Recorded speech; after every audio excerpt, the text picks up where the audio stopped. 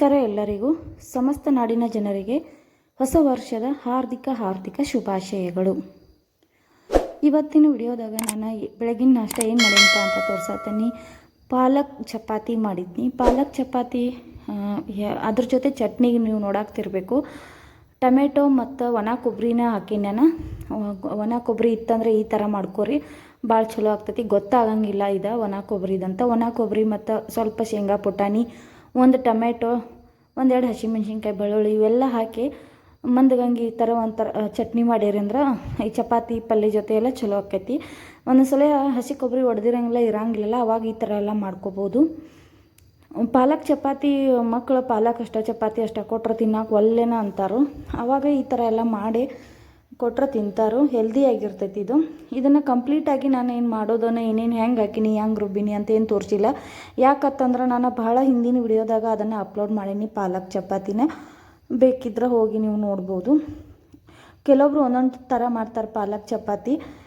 ನಾನು ಪಾಲಕ್ ಚಪಾತಿ ಮಾಡೋದಂತೂ ನನ್ನ ಮಕ್ಕಳಿಗೆ ಭಾಳ ಅಂದ್ರೆ ಭಾಳ ಇಷ್ಟ. ಮತ್ತೊಮ್ಮೆ ಬಂದು ಕೇಳ್ತಿರ್ತಾರೆ ಅವರು, ಅಷ್ಟು ಟೇಸ್ಟಿಯಾಗಿರ್ತಾವೆ. ಕೆಲವೊಂದಿಷ್ಟು ಸಾಮಾನುಗಳನ್ನು ಹಾಕಿದ್ರೆ ಅವು ಭಾಳ ರುಚಿ ಆಗ್ತಾವೆ ಮತ್ತು ಹರಿಯಂಗಿಲ್ಲ. ಏನೆಲ್ಲ ಒಂಥರ ಗ್ರೀನ್ ಚಪಾತಿ ಗತ್ಲೆಕ ಅಂತಾವೆ ಪಾಲಕ್ ಚಪಾತಿ. ಅದ್ರಾಗ ನೀರಿನ ಅಂಶ ಜಾಸ್ತಿ ಇರೋದ್ರಿಂದ ಬ್ಯಾಸ್ಗೆ ಕಾಲಕ್ಕೆ ಅದು ಎಲ್ಲ ಭಾಳ ಅಂದ್ರೆ ಭಾಳನೇ ಚಲೋ ಇದೆ. ನನಗೂ ಪಾಲಕನ ನಾನು ಭಾಳ ಕಡಿಮೆ ತಿಂತೀನಿ, ಅಷ್ಟೇನು ತಿಂತಿರಲಿಲ್ಲ. ಈ ಥರ ಚಪಾತಿ ಎಲ್ಲ ಮಾಡ್ಕೊಂಡು ಚಟ್ನಿ ಜೊತೆ ತಿಂದರೆ ಸೂಪರಾಗಿರ್ತೈತಿ. ಮತ್ತು ಚಟ್ನಿ ಸ್ವಲ್ಪ ಹುಳಿ, ಬೆಲ್ಸ, ಖಾರ ಈ ಥರ ಎಲ್ಲ ಮಾಡಿದ್ರೆ ಮಕ್ಕಳನ್ನು ಇಷ್ಟಪಟ್ಟು ತಿಂತಾರು.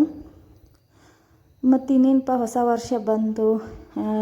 ಹಿಂದೆ ಹಳೆ ವರ್ಷದಾಗ ಏನೇನು ಕಹಿ ಸಿಹಿ ಎಲ್ಲ ನೆನಪುಗಳನ್ನ ಮರಿತೀವಿ. ನಿನ್ನೀಗೇನ ಮರೆತು ಮತ್ತು ಇವತ್ತಿನಿಂದ ನಮ್ಮ ಹೊಸ ವರ್ಷದ ಹೊಸ ದಿನಗಳ ಚಾಲು ಆದಂಗೆ ಜೀವನದಾಗ. ಮತ್ತು ಹೊಸ ಹಬ್ಬಗಳು ಯಥಾ ಪ್ರಕಾರ ಹಂಗೆ ಹೋಗ್ತಿರ್ತೈತಿ. ಅದು ಮತ್ತು ನಾವು ಡಿಸೆಂಬರ್ 31 ಲಾಸ್ಟಿಗೆ ಬಂತಂದ್ರೆ ಏನು ಅನಿಸ್ತೈತಿ ಅಂತಂದ್ರೆ ಆಯ್ತು ಇನ್ನು ಮತ್ತು ಹೊಸ ವರ್ಷ ಬಂತು ಅನಿಸ್ತೈತಿ. ಹಂಗೆ ಒಂದಿಷ್ಟು ಜೀವನದಾಗ ಚೇಂಜಸ್ಗಳು ಆಗ್ತಿರ್ತಾವೆ, ಹೆಚ್ಚು ಕಡಿಮೆ ಏರುಪೇರುಗಳು ಇರುವಂಗಿರ್ತಾವೆ. ಹಂಗೆ ನಾವು ಹಿಂದಿಂದು ಮರೆಯೋಕ್ಕಾಗಂಗಿಲ್ಲ, ಮುಂದಿಂದು ನೆನೆಯೋಕ್ಕಾಗಂಗಿಲ್ಲ. ಹಂಗೆ ಹೊಸ ವರ್ಷ ಬಂತು, ಇನ್ನು ಸಂಕ್ರಮಣ ಬರ್ತೈತಿ. ನಮ್ಮ ಕಡೆ ಎಲ್ಲ ಒಬ್ಬೊಬ್ಬರು ಯುಗಾದಿಗೆ ಹೊಸ ವರ್ಷ ಅಂತಾರೆ, ಒಬ್ಬೊಬ್ಬರು ಸಂಕ್ರಮಣಕ್ಕೆ ಹೊಸ ವರ್ಷ ಬಂತಂತಾರೆ. ಹಿಂದಿನ ಕಾಲದಾಗೆಲ್ಲ ನಮ್ಮ ಸೈಡೆಲ್ಲ ಯುಗಾದಿಗೆ ಹೊಸ ವರ್ಷ ಅಂತ ಆಚರಿಸ್ತಿದ್ರಂತ. ಈ ಕ್ಯಾಲೆಂಡ್ರ್ ಪ್ರಕಾರ ಎಲ್ಲ ನೋಡ್ಬೇಕಾದ್ರೆ ಜನವರಿ 1ಕ್ಕೆ ಹೊಸ ವರ್ಷ ಅಂತೇಳಿ ಆಚರಿಸ್ತಾರೆ. ನನಗೆ ಹೊಸ ವರ್ಷ ಬಂತಂದ್ರೆ ಎರಡೆರಡು ಖುಷಿ. ಅಂದ್ರೆ ಹೊಸ ವರ್ಷ ಅವನು ಬಂತು, ಇದೇ ಜನವರಿಗಿನ ಫಸ್ಟ್ ವೀಕ್ದಾಗ ನಮ್ಮ ಮನೆಯವ್ರ ಬರ್ತ್ಡೇನೂ ಇರ್ತೈತಿ. ನನಗೆ ಅದಕ್ಕೆ ಡಬಲ್ ಖುಷಿ. ಹಂಗೆ ಓಮುನು ಫೋನ್ ಹಚ್ಚಿ ನಮಗೆ ವಿಶ್ ಮಾಡಿದ. ಅವ್ರ ಪಪ್ಪಾಗ ನಂಗೆ ನ್ಯೂ ಇಯರ್ಗೆ ಫಸ್ಟ್ ವಿಶ್ ಅವನ ಮಾಡಿದ. ಅವನು ಅಷ್ಟೇ ಅಲ್ಲದೆ ಪಪ್ಪನ ಬರ್ತ್ಡೇ ಐತೆ ಮಮ್ಮಿ ಅಂತ ನನಗೆ ನೆನಪಿಸು ತಾನು. ಅವಂಗೆ ನೆನಪೈತಿಲ್ಲ ಅಂಬಲಂತ ನಾನು ಕೇಳೀನಿ. ನಾನು ನಿಂಗೆ ಹೇಳೀನಿ ನನಗೆ ಹೇಳ್ತೇನಂತ ನಗಾಗ್ತಿದ್ದ. ಹಂಗೆ ನಾನು ನಮ್ಮ ಮನೆಯವ್ರ ಬರ್ತಡೇನ ನಾನು ಮರ್ತಿರಂಗಿಲ್ಲ. ಯಾವತ್ತು ಮದುವೆಗೈತಿ ಅವಾಗಿಂದ ನೆನಪಿಸ್ಕೊತಾನೆ ಇರ್ತೀವಿ. ಅವರು ನಂದು ಬರ್ತಡೇನ ಮರ್ತಿರಂಗಿಲ್ಲ, ಯಾವತ್ತೂ ನೆನಪಿಟ್ಕೊಂಡಿರ್ತಾರೆ. ನಮಗೆ ಅವರಷ್ಟು ಗಿಫ್ಟ್ಗಳನ್ನ ಅವರಷ್ಟು ನಮಗೆಲ್ಲ ಆಗಲಿಲ್ಲ ಅಂದ್ರೂ ನಮ್ಮ ಕೈಲಿ ಎಷ್ಟು ಸಾಧ್ಯ ಆಗ್ತೈತೋ ಅಷ್ಟನ್ನಾದ್ರೂ ನಾವು ವ್ಯಕ್ತಪಡಿಸ್ಬೇಕಾಗ್ತೈತಿ. ಹೀಗಾಗಿ ನನಗೆ ಹೊಸ ವರ್ಷ ಜನವರಿ ತಿಂಗಳಂದ್ರೆ ಒಂಥರ ಸ್ಪೆಷಲ್. ನಂಗೆ ಭಾಳನ ಇಷ್ಟವಾದ ತಿಂಗಳ ಖುಷಿ. ಮತ್ತು ಸಂಕ್ರಮಣ ಇರ್ತೈತಿ. ಜನವರಿ 26ಕ್ಕೆ ಕರ್ನಾಟಕ ಅಂತೀನಿ ನೋಡ್ರಿ, ಗಣರಾಜ್ಯೋತ್ಸವ ಇರ್ತೈತಿ. ಹಂಗೆ ಜನವರಿ ಸ್ಟಾರ್ಟ್ ಆಗ್ತಾವೆ ನಮ್ಮ ಹಬ್ಬಗಳಾಗಲಿ, ಹೊಸ ವರ್ಷದ ದಿನಗಳಾಗಲಿ. ಜನವರಿ ಅದೇ ಹಬ್ಬಗಳು ಒಂದರಿಂದ ಹಂಗೆ ಬರತ್ತವ. ಆವಾಗ ನಮ್ಮ ನೆನಪುಗಳು. ಮತ್ತು ಹೊಸ ವರ್ಷ ಬಂದ್ರೆ ಮಕ್ಕಳು ಇನ್ನೇನು ಮಮ್ಮಿ ನಂಗೆ ಹೊಸ ವರ್ಷ ಬಂತಂತ ವಿಷಯ ಕೇಳತ್ತಿದ್ದ. ಹೊಸ ವರ್ಷ ನಂದು ಬರ್ತಡೇ ಬರ್ತೈತೀನಿ ಈ ವರ್ಷ ಅಂತ. ಅವ್ರ ಬರ್ತಡೇ ಆದ ತಕ್ಷಣ ಅವ್ರಿಗೆ ಅದೊಂದು ಅವ್ರ ಮೈಂಡ್ ಒಳಗೆ ಏನು ಕೂತ್ಬಿಟ್ಟಿರ್ತೈತಿ ಅಂತಂದ್ರೆ, ಇನ್ನು ನನ್ನ ಬರ್ತಡೇ ಆಯಿತು, ಇನ್ನು ನನ್ನ ಬರ್ತಡೇ ಬರೋದು ಮುಂದಿನ ವರ್ಷ ಭಾಳ ದೂರ ಐತೆ ಅಂತ ಹಿಂಗೆ ಅವ್ರು ಲೆಕ್ಕ ಹಾಕ್ತಿರ್ತಾರೆ ಮಕ್ಕಳು. ಅವ್ರಿಗೆ ಹೊಸ ವರ್ಷ ಬಂದ ತಕ್ಷಣ ಅದು ದೂರನೇ ಇರ್ತೈತಿ, ಭಾಳ ದೂರ ಇರ್ತೈತಿ ಬರ್ತಡೇ. ಆದರೆ ಈ ಹೊಸ ವರ್ಷ ಈ ವರ್ಷದಾಗ ನನ್ನ ಬರ್ತಡೇ ಅಂಥೇಳಿ ಅವ್ರಿಗೊಂದು ಅದೊಂದು ಹುಟ್ಟು ಹಬ್ಬಂದ್ರೆ ಖುಷಿಲೇ ಅವರು ಇರ್ತಾರೆ. ಹಂಗೆ ಒಂದೊಂದು ನೆನಪುಗಳ ಬರ್ತಾವೆ. ಮತ್ತು ಹಂಗೆ ಒಂದೊಂದು ವಿಷಯಗಳನ್ನ ನೆನಪು ಮಾಡ್ಕೋತಿರ್ತೀವಿ. ಇವತ್ತಿನ ದಿನ ಹೋದ ವರ್ಷ ಏನಿತ್ತು ಏನಾಗಿತ್ತು ಅಂಥೇಳಿ.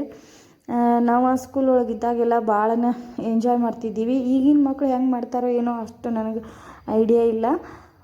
ಭಾಳ ಅಂದ್ರೆ ಭಾಳ ಅಂದ್ರೆ 5th 6th ಇದು ಇದ್ದಾಗ ಎಲ್ಲ ಹುಡುಗಿಯರು ಒಬ್ರಿಗೊಬ್ರು ಏನಾರ ಗಿಫ್ಟನ್ನು ಎಕ್ಸ್ಚೇಂಜ್ ಮಾಡ್ಕೋದು, ಏನಾದರೂ ಒಂದು ಗ್ರೀಟಿಂಗ್ ಟೈಪ್ ಮಾಡಿ ಎಕ್ಸ್ಚೇಂಜ್ ಮಾಡ್ಕೋದು, ಈ ಥರ ಎಲ್ಲ ಮಾಡ್ತಿದ್ದೀವಿ. ಹಂಗನ ನಾವು ನಾಷ್ಟ ಎಲ್ಲ ಮುಗಿಸ್ಕೊಂಡ ಸಾಯಂಕಾಲ ಇದನ್ನು 3 ಇದ್ದಾಗಿಂದ ವಿಡಿಯೋ ರಾಜಹಂಸಗಡಕ್ಕೆ ಬಂದಿದ್ವಿ. ರಾಜಹಂಸಗಡ ಇಲ್ಲೇ ಬೆಳಗಾವಿ ಒಳಗನೆ ಐತಿ. ಹಿಂದನೇ ವಿಡಿಯೋದಾಗೂ ನಾನು ತೋರ್ಸೀನಿ. ಬಂದಿರ್ತೀವಿ ಅವಾಗ ಮೂವರು ಬಂದಾಗ ಕರ್ಕೊಂಬರ್ಬೇಕಂತೇಳಿ ಬಂದಿದ್ದೀವಿ. ಅವ್ರು ಇವಾಗ ಊರಿಗೆ ಹೋಗ್ಯಾರ. ಇದು ಅವಾಗ ಮಾಡಿರುವಂಥ ನಾವು ವಿಡಿಯೋನ. ರಾಜಹಂಸಗಡಕ್ಕೆ ಬರೋಕೆ ಮೊದಲು ಒಂಚೂರು ದಾರಿನೂ ಸರಿ ಇರಲಿಲ್ಲ. ಇವಾಗೆಲ್ಲ ಚಲೋ ಆಗೈತಿ, ಎಲ್ಲ ಡೆವಲಪ್ ಆಗೈತಿ. ಇದೆಲ್ಲ ಇರಲಿಲ್ಲ ಮೊದಲು. ಇಲ್ಲೇನು ಮಕ್ಕಳಿಗೆ ಬೇಕಾದಂಥ ಇಲ್ಲೆಲ್ಲ ಕುರ್ಕುರಿ ಅದು ಇದು ಇಟ್ಟಾರಲ್ಲ, ಇದೆಲ್ಲ ಮೊದಲು ಇರಲಿಲ್ಲ. ಇವಾಗನ ಸ್ಟಾರ್ಟ್ ಮಾಡ್ಯಾರ. ಒಂದು ದೇವಸ್ಥಾನ ಐತಿ, ದೇವಸ್ಥಾನಕ್ಕೆ ಅಲ್ಲೇನ ದೇವ್ರ ದರ್ಶನ ತೊಗೊಂಡು ನಮಸ್ಕಾರ ಮಾಡಿ ಹೊರಗೆ ಅಡ್ಡಾಡತ್ತಿದ್ವಿ. ಇಲ್ಲೇ ಹಾಲಿಡೇ ಯಾವಾಗಿದ್ರೂ ಈ ಥರ ರಶ್ ಇರ್ತೈತಿ. ಮೊದಲೆಲ್ಲ ಹಿಂಗೇನು ಇರ್ತಿರ್ಲಿಲ್ಲ. ನಾವು ಫಸ್ಟ್ ಟೈಮ್ ಬಂದಾಗ ಯಾರು ಇದ್ದಿರಲಿಲ್ಲ. ಇಲ್ಲೇ ಖಾಲಿ ಇತ್ತು. 4-5 ಗಂಟೆ ಅಂದ್ರೆ ನಾವೇ ಹೆದರ್ಕೊಂಡು ಜಲ್ದಿ ಹೋಗಿಬಿಟ್ಟಿದ್ವಿ ಫಸ್ಟ್ ಟೈಮ್ ನಾವು ಬಂದಾಗ. ಇವಾಗ ಎಲ್ಲ ಡೆವಲಪ್ ಆದಮೇಲೆ ಜನ ಬರತ್ತಾರು. ಶಿವಾಜಿ ಅವ್ರದ್ದು ದೊಡ್ಡ ಮೂರ್ತಿ ಕುಣ್ಸ್ಯಾರು. ಅದನ್ನು ನೋಡೋಕತ್ತೇಳಿ ಮತ್ತು ಊರು ಹೊರಗಡೆ ಇರೋದ್ರಿಂದ ವಿಶಾಲವಾದ ಜಾಗ ಐತಿ. ಸೂರ್ಯಾಸ್ತ ಎಲ್ಲ ಭಾಳ ಚಲೋ ಕಾಣಿಸ್ತೈತಿ ಇಲ್ಲೇ ಸಾಯಂಕಾಲ ಟೈಮ. ಮತ್ತು ತಂಪು ಗಾಳಿ, ಕುಂಡ್ರಾಕ ಸಮಾಧಾನ ಐತಿ, ಶಾಂತ ಐತಿ. ಹೀಗಾಗಿ ಇದೊಂದು ಸ್ವಲ್ಪ ಕಡೆ ಎಲ್ಲ ಡೆವಲಪ್ಮೆಂಟ್ ಇನ್ನೂ ನಡೆದೈತಿ. ಈಗಾಗಲೇ ಅರ್ಧ ಆಗೈತಿ. ಹೀಗಾಗಿ ಜನ ನೋಡೋಕ್ಕಂತ ಬರ್ತಾರೆ, ಟೈಮ್ ಸ್ಪೆಂಡ್ ಮಾಡೋಕ್ಕಂತ ಬರ್ತಾರೆ. ಭಾಳಷ್ಟು ಜನ ಇಲ್ಲಿ ಬೆಳಗಾವಿ ಒಳಗೆ ಏನಂದ್ರೆ ಒಂದೊಂದು ಜಾಗಗಳು ಏನಾರು ನೋಡತಕ್ಕಂಥ ಇದ್ದು ಅಂದ್ರೆ ರಜಾ ಇದ್ದಿದ್ದ ದಿನ ಅವೆಲ್ಲ ಫುಲ್ ಆಗಿಬಿಟ್ಟಿರ್ತಾವೆ. ಸಂಕ್ರಾಂತಿ ದಿನ ಅಂತೂ ಒಂದು ಗೇನ್ ಜಾಗ ಇರೋಂಗಿಲ್ಲ. ಎಲ್ಲಂದ್ರೆ ಎಲ್ಲೇ ದೇವಸ್ಥಾನ ಅಲ್ಲೇ ಕಂಪ್ಲೀಟ್ ಫುಲ್ ಆಗಿಬಿಟ್ಟಿರ್ತಾವೆ. ಅಷ್ಟು ಜನ ಹೋಗಿರ್ತಾರೆ. ಇಲ್ಲಿ ಎಲ್ಲರೂ ಎಂಜಾಯ್ ಮಾಡ್ತಾರೆ, ಹೋಗ್ತಾರೋ. ಎಲ್ಲರೂ ಹೊರಗಡೆ ಸುತ್ತಾಡ್ಕೊಂಬರ್ತಾರೋ, ಹೋಗ್ತಾರೋ. ಇಂಥ ಸ್ಥಳಗಳಿಗೆಲ್ಲ ಫ್ಯಾಮ್ಲಿ ಸಮೇತ ಹೋಗಿರ್ತಾರೆ. ಎಲ್ಲಿ ನೋಡಿದ್ರು ಅಲ್ಲಿ ಫುಲ್ ಫ್ಯಾಮ್ಲಿನೇ ಇರ್ತಾವೆ ಪ್ರತಿಯೊಂದು ಜಾಗದಾಗೂ. ನೀವು ನೋಡಾಕತ್ತಿರ್ಬೇಕು ಸಾಯಂಕಾಲ ಟೈಮಿಗೆ ಎಷ್ಟು ಚಂದ ಕಾಣತೈತಿ ನೇಚರ್ ಅಂಥೇಳಿ. ಅತಿ ದೊಡ್ಡ ಮೂರ್ತಿ ಕುಣ್ಸ್ಯಾರು. ಅದನ್ನು ನೋಡೋಕಂತಲೇ ಜನ ಹಂಗೆ ಬರ್ತಿರ್ತಾರೆ. ವಿಷಯಗೆ ನಾನು ಎಲ್ಲಿ ಹೋಗುನು ಅಂತ ಕೇಳಿದೆವು. ಅವ ಇಲ್ಲೇ ಹೋಗುನು ಅಂತ ಅಂದ, ರಾಜಹಂಸಗಡಕ್ಕನ. ಅದಕ್ಕನೇ ಇಲ್ಲೇ ನಮ್ಮವರು ಅವರೆಲ್ಲ ನೋಡಿರಂಗಿಲ್ಲ ಪಾಪ, ಎಲ್ಲಿ ಅಷ್ಟೇನು ಹೋಗಿರಂಗಿಲ್ಲ ಅವರ ಊರಾಗೆಲ್ಲ. ಅದಕ್ಕೆ ಇನ್ನೊಂದು ಸ್ವಲ್ಪ ದಿನ ಇದ್ರೆ ಆ ಕಡೆ ಈ ಕಡೆ ಕರ್ಕೊಂಡು ಹೋಗೋ ಪ್ಲ್ಯಾನ್ ಇತ್ತು. ಇರಲಿಲ್ಲ, ಅರ್ಜೆಂಟಾಗಿಯೇ ಹೋಗಿಬಿಟ್ರು. ಅದಕ್ಕೆ ಎಷ್ಟು ದಿನ ಇದ್ರೆ ಅಷ್ಟು ದಿನ.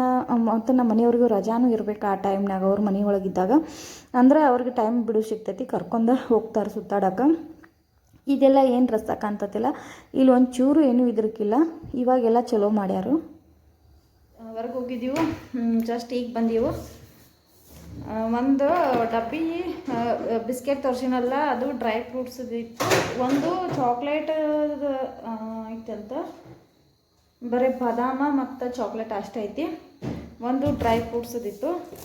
ಇನ್ನು ಅವು ಆಗೇ ಇಲ್ಲ, ಅದಾವು ತಂದರು ನಮ್ಮ ಮನೆಯವರು, ಕೇಳಂಗೆ ಇಲ್ಲ. ಮತ್ತೊಂದು ತೊಗೊಂಬಂದ್ರೆ ಡಬ್ಬಿ. ಇದು ಚಾಕ್ಲೇಟದು ಐತಂತೆ, ಚಲೋ ಅದಾವೆ ಬಿಸ್ಕೆಟ್, ಹತ್ರ ಸೂಪರ್ ಅದಾವು. ಈಗ ತಿಂತಾರೆ, ಏನು ಮಾಡ್ತಾರೆ ಅಂತ ಹಾಕೊಡತ್ತೀನಿ ನೋಡ್ರಿ.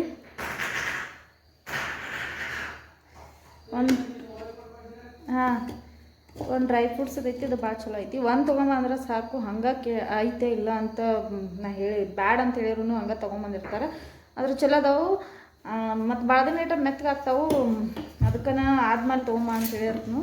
ಮತ್ತು ಇನ್ನೊಂದು ಏನಂತಂದ್ರೆ ಕಾಕ್ರೋಚ್ಗಳು ಜಾಸ್ತಿ ಆಗ್ಯಾವ ಮನೆಯೊಳಗೆ.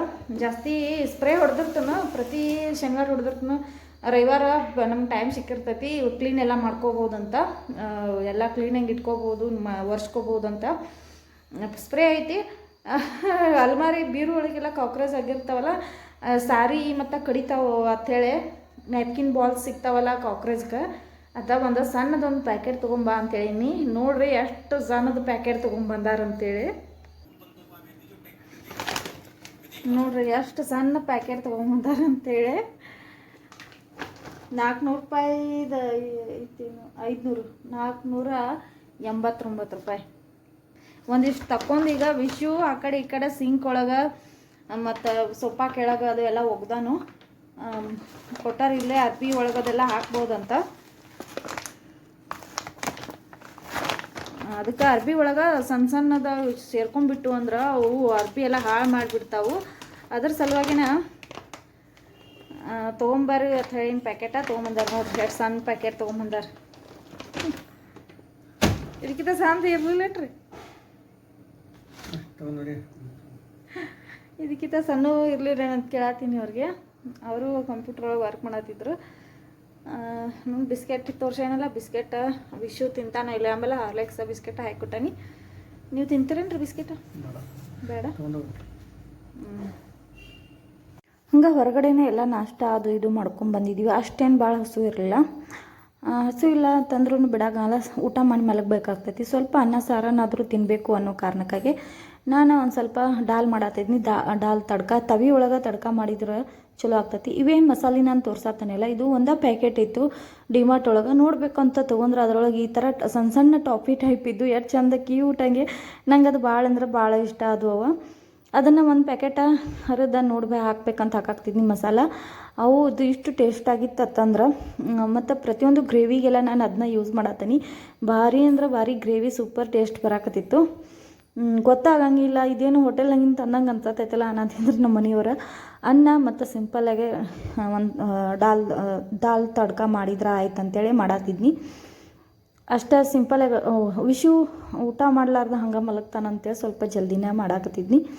ಅಷ್ಟ್ರಾಗ ನಮ್ಮವ್ರು ಅವಂಗೆ ಕೈಕಾಲು ಮುಖ ಎಲ್ಲ ತೊಳೆದು ಅವಂಗೆ ಸ್ವೆಟ್ರ್ ಅದು ಹಾಕಿ ತಲೆ ಕಟ್ಟಿ ಹಂಗೆ ಮಾತಾಡ್ಸ್ಕೊತ ಕೂತಿರು. ಯಾಕಂದ್ರೆ ಮತ್ತು ಊಟ ಬಿಟ್ಟು ಮಲ್ಕೋತಾನೋ ಅನ್ನೋ ಕಾರಣಕ್ಕಾಗಿ ಅವ್ಗೆ ಎಷ್ಟು ನಿದ್ದೆ ಬಂದರೂ ಒಂದು 2 ತುತ್ತು ತಿಂದು ಮಲ್ಕೊಂಡ್ರೆ ನಮಗೂ ಸಮಾಧಾನ ಆಗ್ತೈತಿ. ಮತ್ತು ನಮ್ಮ ಮನೆಯವ್ರಿಗೂ ಸ್ವಲ್ಪ ಅನ್ನ ಹಲ್ಲ ಅಥವಾ ಈ ಥರ ದಾಲ್ ಏನಾದರೂ ಮಾಡಿದ್ರೆ ದಾಲ್ ಅನ್ನ ಈ ಥರ ಎಲ್ಲ ತೊಗೊಂಡು ಮಲ್ಕೋತಾರೋ.